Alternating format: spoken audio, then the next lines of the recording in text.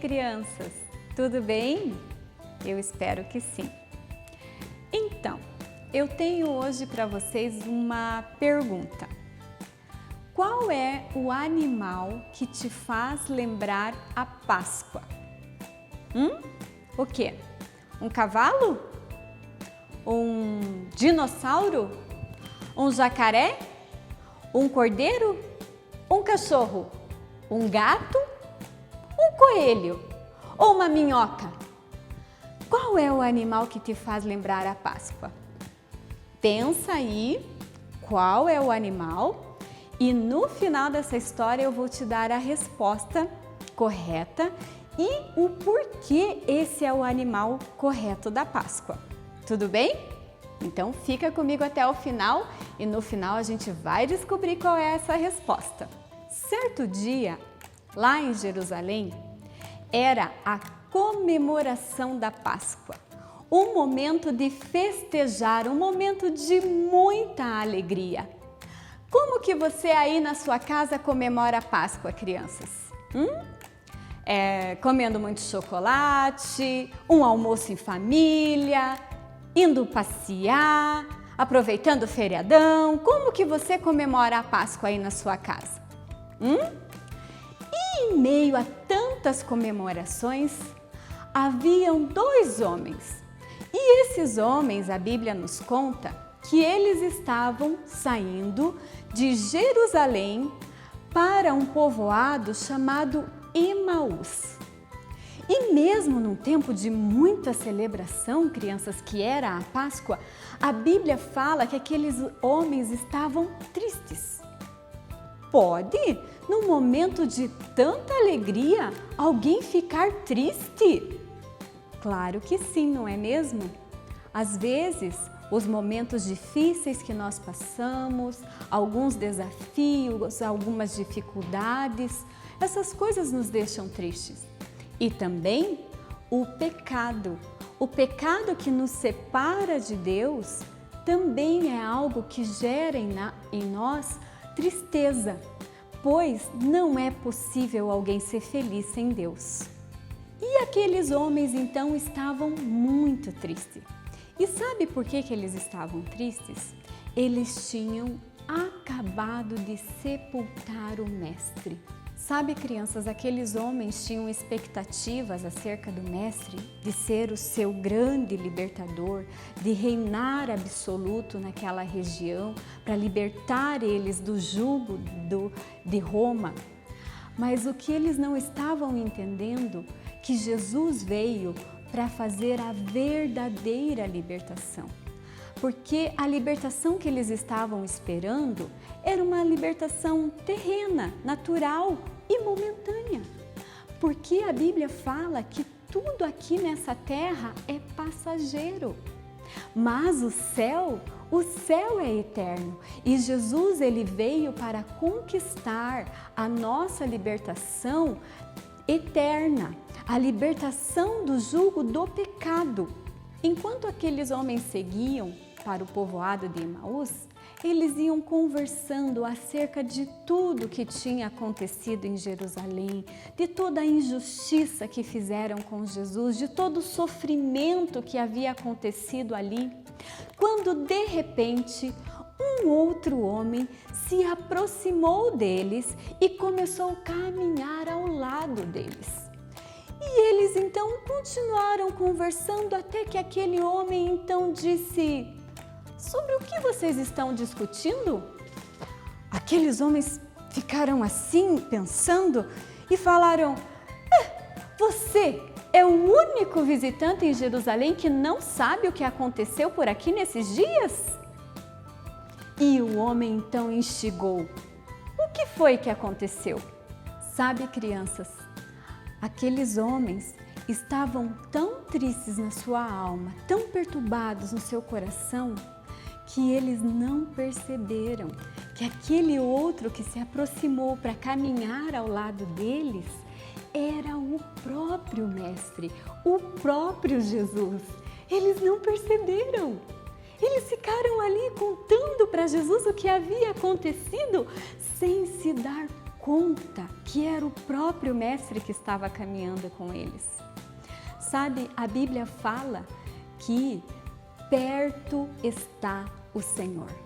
O Senhor sempre está perto de nós, mas às vezes, assim como esses homens, nos nossos momentos turbulentos, difíceis, complicados, a gente não consegue perceber que Ele está perto, crianças. Então, independente da situação que você está vivendo, perto está o Senhor. Saiba disso, você nunca estará sozinho. Então, você só precisa deixar de olhar aquele problema, aquela coisa que você está pensando e voltar os teus olhos para Deus. Porque Ele é o nosso foco, Ele é o nosso mestre, Ele sabe a saída de todas as coisas, das situações que nós passamos. Então, Jesus, sem que eles tivessem reconhecido, disse para eles: que coisas, o que aconteceu aqui nesses dias? E eles falaram: Jesus, um profeta poderoso, que realizou muitos milagres e coisas maravilhosas no nosso meio, foi condenado pelas autoridades romanas injustamente e foi pregado em uma cruz e morreu. Já faz 3 dias que o sepultamos. E então o mestre e eles continuaram conversando, mas sem que eles percebessem que era o mestre que estava ali. Ao chegarem no povoado de Emaús, o mestre fez como quem ia continuar a viagem, ia mais para frente. Até que então eles falaram: não, fique conosco, não siga adiante a sua viagem, não no dia de hoje, o dia já está findando, a noite já está chegando, fique conosco. Jesus então aceitou o convite e entrou na casa juntamente com eles. Crianças, na hora do jantar, o mestre pegou o pão que estava sobre a mesa, agradeceu a Deus e a hora que ele partiu o pão. Aqueles homens tinham estado com Jesus em muitos momentos, inclusive no momento da alimentação. E o mestre tinha um jeito único de partir o pão. E quando ele partiu o pão, aqueles homens reconheceram quem estava ali. E eles gritaram: Mestre! Mas nem deu tempo de matar a saudade, de perguntar tudo o que havia acontecido.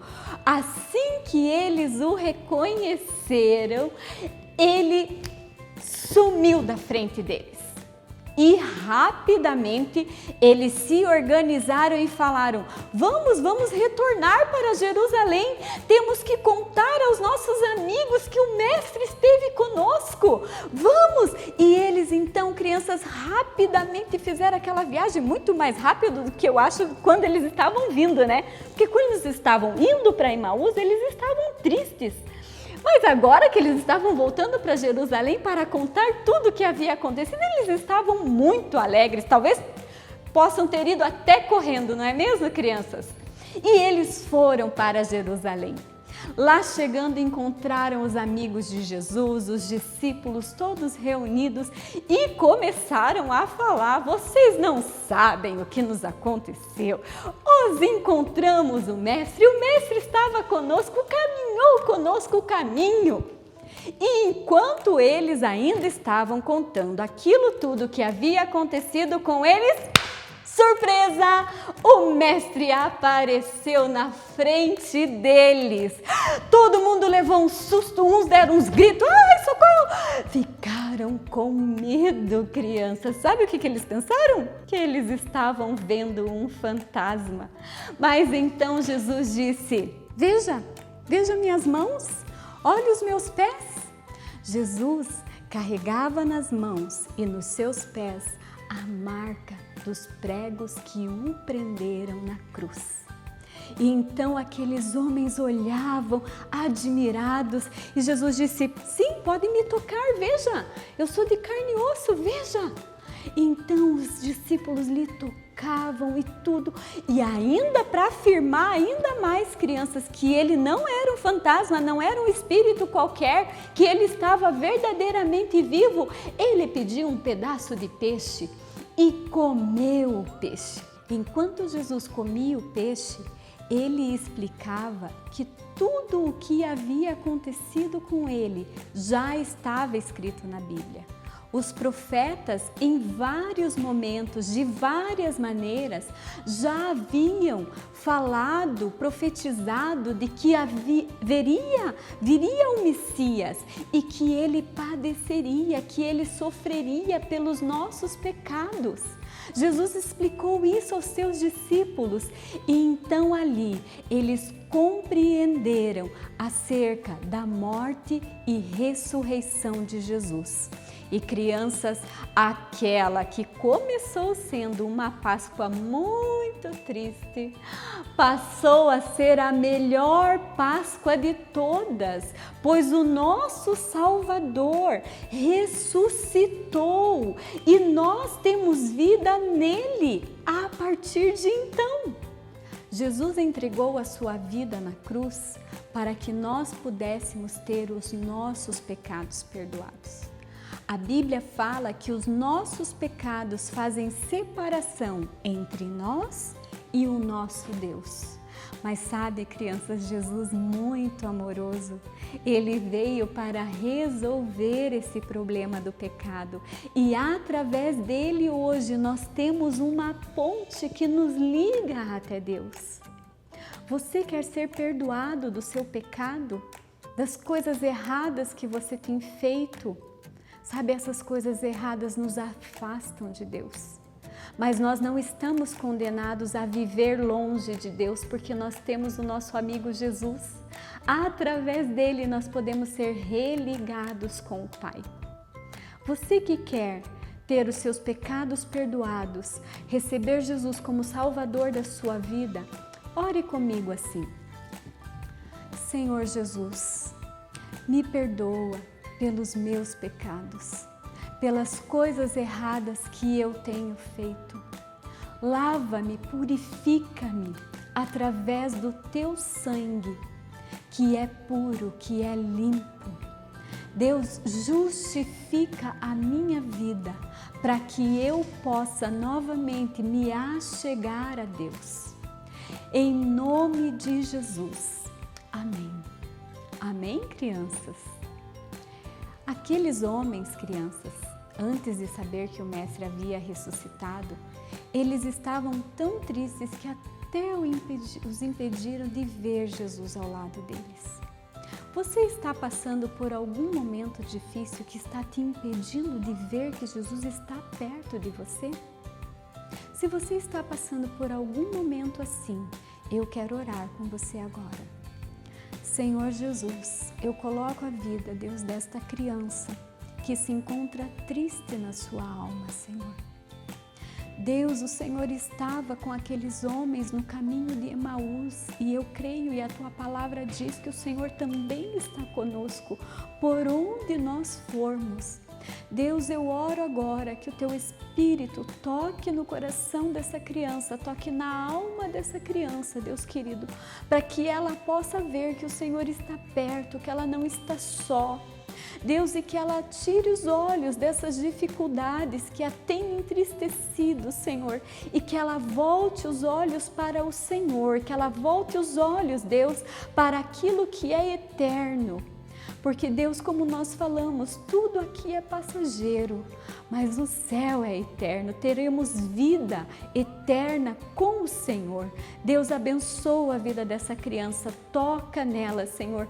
Deus, em nome de Jesus, todo espírito deprimido, em nome de Jesus, nós recusamos agora e eu chamo a alegria do Teu Espírito para a vida dessa criança e para a casa dela, Senhor, em nome de Jesus. Amém. E então, crianças, qual é a resposta à nossa pergunta? Qual é o animal que te faz lembrar a Páscoa? Eu tenho aqui um coelho e um cordeiro. qual é a resposta certa? Segundo a Bíblia, o cordeiro é o animal da Páscoa. Sabe por quê?